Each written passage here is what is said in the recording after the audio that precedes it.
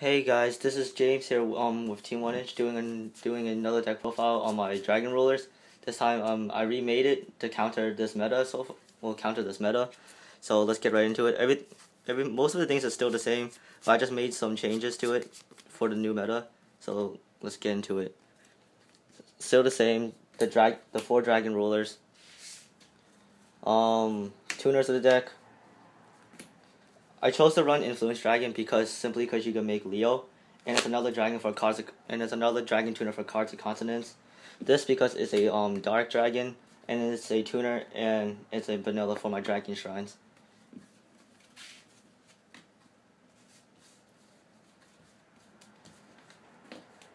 Next, 2 of the baby dark dragons, because when you got your eclipses into the graveyard, you don't want to always just banish 2 dragons and for your dragon rulers and then get the effect.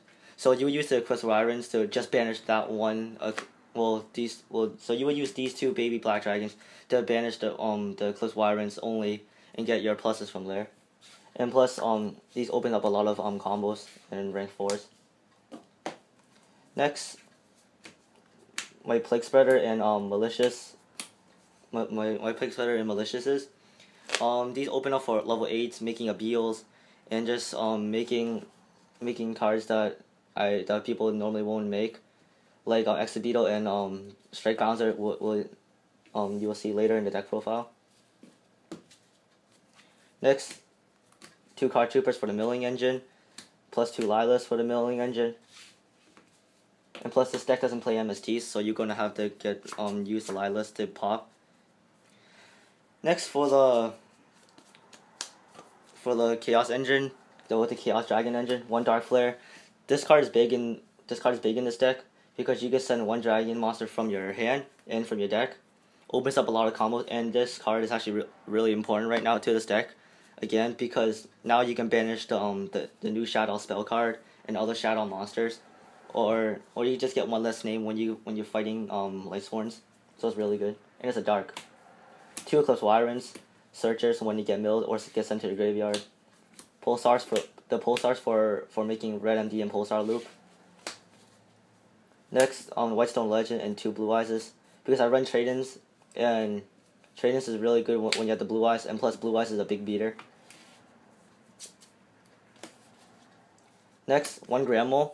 Grandmole is huge in this meta right now, well, in this format, simply because it baits out breakthroughs, and it sends back the windows, and it bounces back almost everything, like exceeds and like synchros that are really hard to get over, and plus it doesn't target, so it's really good. Curry Bandit, because you can mill, and it searches out the spells.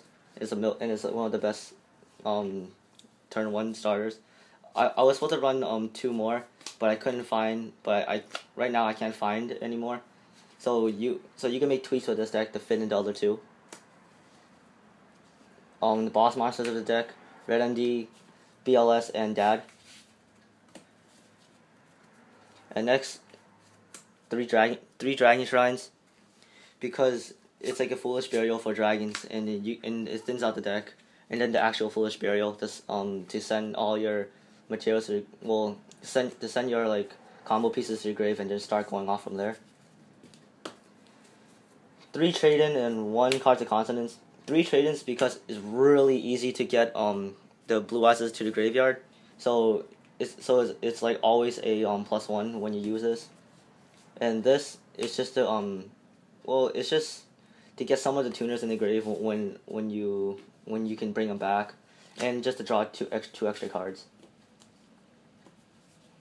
Next, Allure of Darkness is light and dark, so why not? Target Light Brigade, mills 3, searches out a Lightsworn. Really good. It gets the deck going. It's pretty good. And then my last two breakthroughs. I'm gonna run. I should be running 3, but I find 3 too cloggy, so I'm only running 2. And plus, when this is in the grave, you can remove it from play, and then negate the Windows ability, and then so you can just start going off from there. So it's really important in this deck right now. And Shadows, it's a really bad matchup for this deck. Oh, I hit the... yeah. Next for the extra deck, 1 Orient Dragon for the Ying Zings. Pretty hard to make, but it's not impossible. Level 8, Beals, Stardust, Dart Roller, Scrap Dragon, Colossal Fighter, and Crimson Blader for the when you fight the Ying Zings. And it's not bad against Shadows. And yeah, and yet still Dragon is still a thing, so it's good to have it. A Leo because it's a big beater and it can't be target and it's really hard to get rid of, depending what your matchup is. And then for the level 4s, you only have these in the deck just because you can make them, and it will be Diamond Dire, Rhapsody, and Berserk. It's really important in this deck. Black Ship of Corn, good against the hands, and this because of for a Book of Moon. My rank 6 is a Exabeetle, just in case you can't pop anything or don't have any plays, and then you don't have any plague spreaders to use the malicious with. And this you can make this when you're ending your turn, just to lock out your opponent for like a turn or two, or hurt them for a little bit like Monarchs. Pretty good in the deck. And then my last extra deck card, my Draco Sack. I unfortunately don't have one right now. It's coming in the mail, but I had to make a video for you guys, so I had to deal with this proxy. Yeah, Draco Sack is really good in this deck because of the Dragon Rulers and everything, and they're really easy to get in the grave. Draco Sack offers a lot of openings to get your other monsters out. Just really good in general, and it's a win. So Tempest it's a Tempest target, or yeah, it's a Tempest target. Well, that's it for the deck. I hope you guys enjoyed it. If you guys want, I basically have the skeleton for Lights 1 Rulers. I could make the deck for you guys if you want. Just comment down below, and don't forget to like, comment, and subscribe to Team 1ish. And this is James from Team 1ish signing out.